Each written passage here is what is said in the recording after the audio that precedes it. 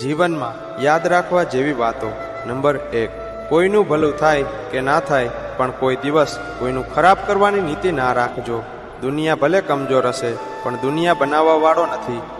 Number 2, પુત્ર માટે ભેગું કરવામાં ક્યાંક ભાઈનું પડાવી લેવાનો વિચાર આવે તો એકવાર મહાભારતનો અંત જોઈ લેજો. નંબર 3, કરેલું અહીંયા જ ભોગવવાનું છે.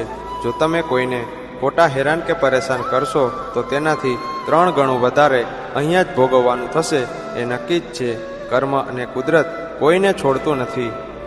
નંબર 4, પૈસાથી તમે ઘણું બધું ખરીદી શકો છો, પણ મનની શાંતિ તો સારા કર્મો અને સારા વિચારોથી જ મળતી હોય છે.